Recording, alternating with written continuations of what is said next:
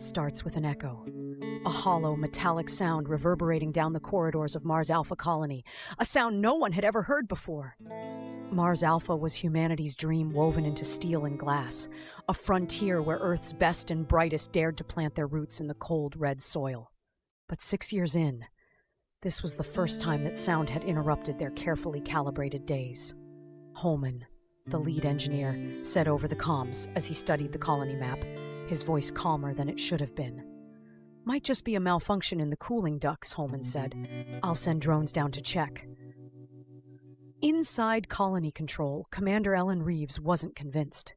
She stood by the observation deck, gazing out at the barren wasteland beyond the colony walls. The storm thrashed the surface, sending crimson dust swirling against the reinforced glass. "Holman, hold on the drones," she said. "I'll go myself." Holman raised an eyebrow, but said nothing. Reeves wasn't just the colony's commander. She had earned her stripes early on, having been the one who led the team that cracked Mars's irrigation. If she wanted to investigate, no one was stopping her. 30 minutes later, her reflection flickered in the glass as she stood in the desolate Sector 8. One of the oldest and mostly unused parts of the colony, deemed uninhabitable after a fungal outbreak during Year 2. Few came here anymore. Sector 8 was a graveyard filled with remnants of experiments gone wrong and equipment that hadn't been safely dismantled. "Reeves to control," Ellen murmured into her comm-set, flashlight sweeping over rusted terminals and discarded equipment. "I sure hope that sound turns out to be nothing." Her words were punctuated by a thud. It wasn't hollow now, it was deliberate, rhythmic. Ellen froze, the beam of her light stuttering against the farthest corner.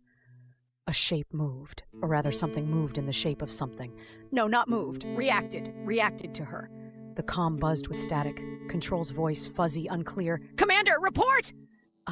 She struggled to find words. Her hand instinctively rested on her sidearm.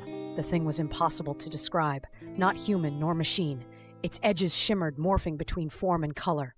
It pulsated like a breath, blinking out of existence between flashes. Then it made a sound, a whisper fractured by a dozen frequencies, yet somehow unmistakably clear. Alive. Commander Reeves clutched the comm tightly, her voice trembling as she whispered into the device. "Control, we're not alone!"